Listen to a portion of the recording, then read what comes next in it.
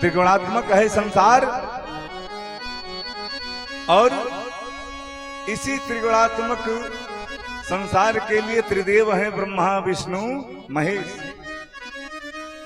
उत्पन्न करने वाला, पालन करने वाला और संहरण करने वाला।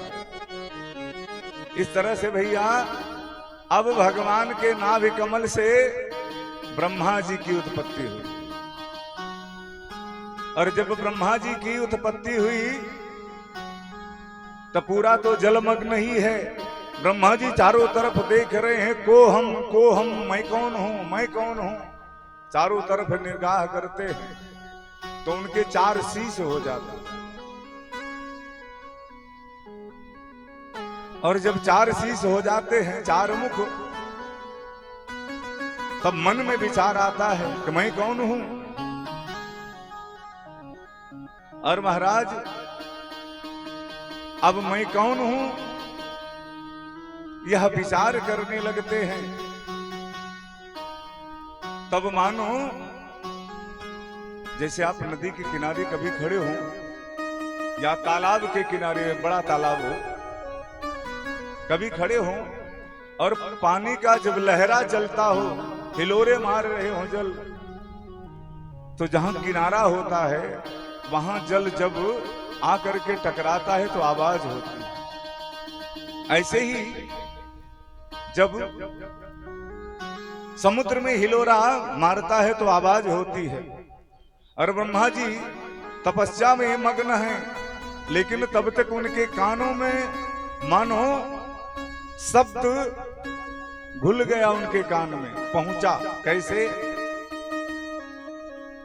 स्पर्शे सुयत षोडश में कविंसा। स्पर्श वर्णों में पहले तो ये पता चलाना चाहिए हमको आपको कि स्पर्श वर्ण कौन है। इसीलिए भैया कहा जाता है विद्यावताम भागवते परीक्षा। बड़े बड़े विद्वानों की भागवत में परीक्षा हो जाती है, जब तक उनको व्याकरण का भान नहीं है तब तक महाराज शब्दों के अर्थ को लगाना बड़ा मुश्किल है। अब पहले तो आपको स्वर व्यंजन में पता लगे कि कौन सा वर्ण स्पर्श वर्ण है, तो कौन सा है? कादयो मावसाना नाम स्पर्शाह।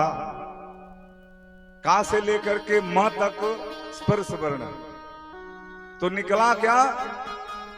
स्पर्शे सुयत षोडश में कविंसा।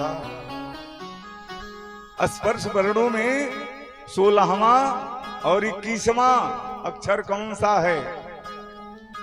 तो क से अंगा 5 हुआ ना? अरे हामी तो भर लिया करो आप। क ख ग घ अंगा, च छ ज झ इया, ट ठ ड ढ अड़ा। अभी कितना हुआ? 15। 16वां क्या है? अड़ा के बाद क्या है? ता। षोडश अब 21। 21वां अक्षर अब क्या है? ता था दा धा न, 20 हो गया। 21वां क्या है? प। 16वां ता और 21वां प, मानो तप करो ऐसा कहा। जल के हिलोरों ने कहा तप तप तप। आप कभी भी विचार करें, नदी के किनारे जब लहर तेज से चल करके करारों से टकरा रही हो तो तप तप तप तप तप तप ऐसी आवाज आती। तो ब्रह्मा जी 10,000 वर्ष तक तपस्या करते, और जब ब्रह्मा जी 10,000 वर्ष तक की तपस्या करते हैं तो श्रीमन नारायण भगवान की कृपा हो जाती है। हाँ, भगवान की कृपा हो जाती है। और अब ब्रह्मा जी के हृदय में भगवान क्या करते हैं? दिव्य ज्ञान का उपदेश देते हैं, और उसी में चतुश्लोकी भागवतम प्रदान करते हैं ब्रह्मा जी। भागवत जी पहले 18,000 श्लोक के नहीं थे, 4 श्लोकों के थे मात्र, और वो ब्रह्मा जी को प्रकट कर देते हैं, प्रदान कर देते हैं। और अब ब्रह्मा जी से कहा कि ब्रह्मा जी आप विधि हो, आपका सबसे पहला कार्य है निर्माण करना। आप रचना करो। किसकी महाराज रचना करना है? उत्पत्ति करो। क्यों? क्योंकि हमको संसार को आगे बढ़ाना है। अच्छा महाराज कोई बात नहीं, लेकिन महाराज ये बताओ हम उत्पत्ति कैसे करेंगे? कहने उसके लिए घबराओ मत। मैं आपको जो सृष्टि करने में लगता है 5 चीज, वो मैं आपको प्रदान करूंगा। अभी सुना मैं आपने 5 चीज क्या क्या लगता है? क्षिति जल पावक गगन समीरा, ये 5 चीज लगता है। भगवान ने कहा मैं आपको देता हूं, आप निर्माण करो। ब्रह्मा तो पा करके सृष्टि की संरचना करते हैं। इसमें 2 कारक होते हैं, एक निमित्त कारक और एक उपादान कारक। निमित्त कारक कौन है? बनाने वाला। जैसे कुम्हार को मान लीजिए, कुम्हार बर्तन बनाने वाला है, लेकिन उसके लिए तो मिट्टी चाहिए ना, चाक चाहिए, जल चाहिए। धागा वाला वो तलवार चाहिए, काम करे तलवार के पुण्य पानी में बास। अब इसमें कुम्हार जो है वो महाराज निमित्त कारक है, बनाने वाला, लेकिन उपादान कारक इसमें मिट्टी है, मिट्टी की महानता है। भगवान ने कहा आपको मैं दूंगा, मुझे तो इसकी आवश्यकता नहीं पड़ती। क्यों? भगवान तो स्वयं में प्रकाशित हैं भैया ना। भगवान तो स्वयं में जो चाहो बन जाते हैं। अब भगवान की तरह कौन कौन है जरा सा ध्यान कीजिए, जो स्वयं में अपने में परिमार्जित हो जाता है। मकड़ी, मकड़ी कहीं से मटेरियल खोजने नहीं जाती जाला बनाने के लिए, स्वयं शरीर से उत्पन्न करती है ना। उसमें महाराज ना कोई निमित्त कारक होता है, ना कोई उपादान कारक होता है। मकड़ी अपने आप से अपना जाला निर्माण करती है, और जब हटना होता है तो उसी जाले को ग्रहण कर लेती है। मोर, मोर के जब पंख उगते हैं तो उसमें आंख जैसी दिखती है। कौन करता है इसको? स्वयं मोर ही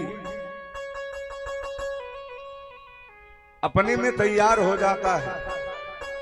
तो भैया एतावदेत विज्ञासम तत्तु जिज्ञासुनात्मनः, इस प्रकार से भगवान ही सर्वत्र हैं, भगवान ही सर्वथा है, भगवान ही सब कुछ है। अब ब्रह्मा जी की उत्पत्ति करते हैं भगवान। भैया बहुत दिन तक भगवान की तपस्या करते हैं। क्यों?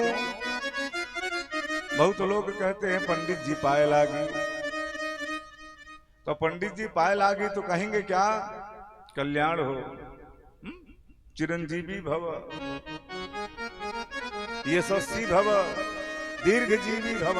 आशीर्वाद तो देंगे, कहां से देंगे?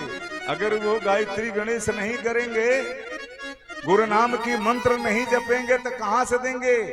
क्या खजाना है क्या कुछ उनके पास? खजाना नहीं है।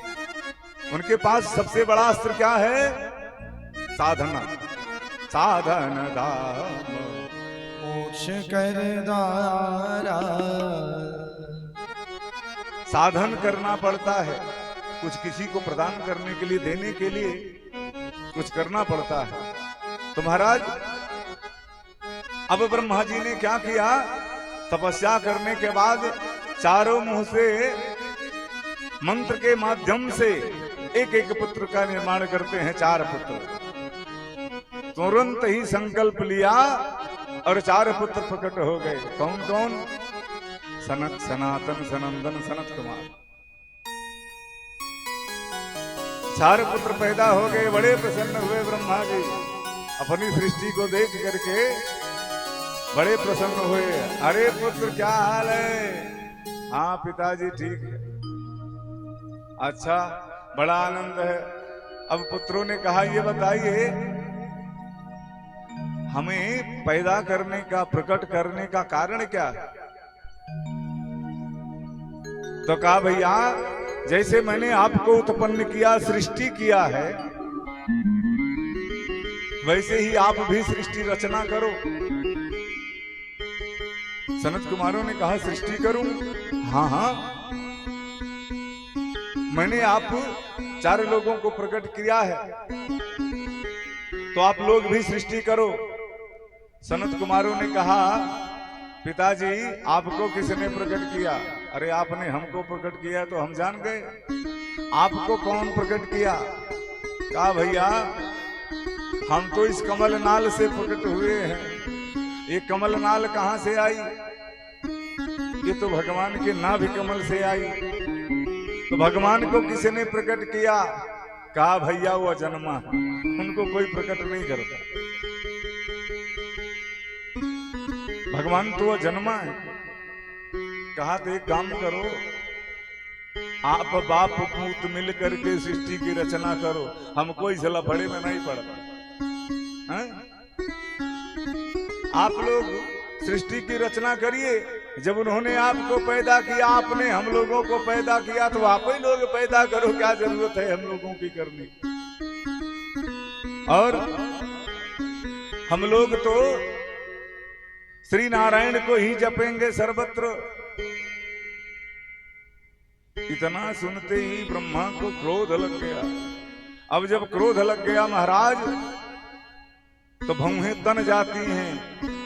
विचार कीजिए, जब हमको आपको क्रोध लगता है तो भौहें तनती हैं कि नहीं?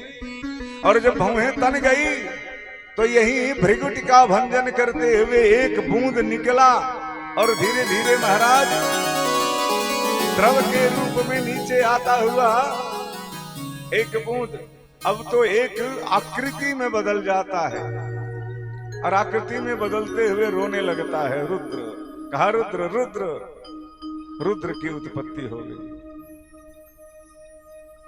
अब जब रुद्र की उत्पत्ति हुई तो कहा क्या आदेश है? कहा जैसे मैंने सृष्टि की रचना की है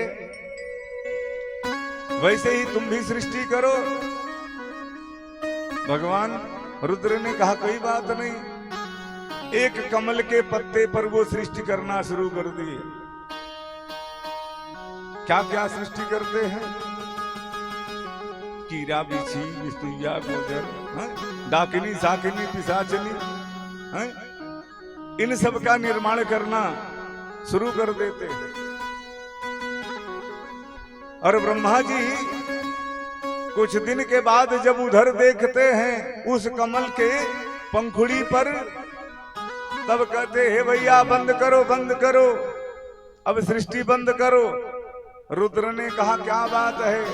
कहा रे भैया जब मानव सृष्टि होगी तो उनको परेशान करने के लिए बहुत है, बंद करो। कहा तो हमको काम बताओ। कहा राम राम करो। अभी ध्यान से सुनिएगा कि राम का जन्म नहीं हुआ है, लेकिन ब्रह्मा जी ने कहा राम राम करो। महाराज एक बार राम का जन्म नहीं हुआ है, मनमंत्रानुसार भगवान का जन्म होता है। कल युगे कल प्रथम चरणे ए अष्टाविंशतमे युगे, ये 28वां कलयुग है आचार्य लोग कहते हैं। तो त्रेता कितना बार आया होगा, द्वापर कितना बार आया होगा, और सतयुग कितना बार आया होगा। तो अलग अलग मनवंतरों में अलग अलग भगवान का अलग अलग रूप प्रकट होता है। इस तरह से अब जब ब्रह्मा जी ने मना कर दिया भगवान रुद्र को, तो भैया अब ब्रह्मा जी ने फिर से 10 पुत्रों को प्रकट किया। मरीचि, अत्रि, अंगिरा, पुलस्त्य, पुलह, क्रतु, भृगु, वशिष्ठ, दक्ष और देवर्षि नारद, 10 पुत्रों को पैदा किया। और जब 10 पुत्रों को पैदा किया तो कुछ दिन इन लोगों से भी कुछ नहीं कहा कि सृष्टि करना है कि क्या करना है, कुछ नहीं किया। बाद में ब्रह्मा जी ने पुनः अपनी शरीर की छाया से एक ऋषि को उत्पन्न करते हैं, कर्दम ऋषि को, और अपनी वाणी से सरस्वती को प्रकट करते हैं। महाराज सरस्वती इतना सुंदर थी, देख करके ब्रह्मा जी अस्खलित हो गए, और पुत्रों ने बड़े हे दृष्टि से देखा पिता को, अरे अपनी ही पुत्री को देख करके आप कुदृष्टि डाल रहे हो, आपका तो मुंह देखना पाप है। ब्रह्मा ने महाराज तुरंत लज्जित हो गए। ब्रह्मा तुरंत ही अपने इस शरीर को नष्ट कर दिया और तपस्या के प्रभाव से पुनः दूसरा शरीर धारण करते। और जब दूसरा शरीर धारण करते हैं, अभी ये सृष्टि कहां हो रही है? उसी नाभि कमल की जो पंखुड़ियां हैं उन्हीं पर सृष्टि हो रही है।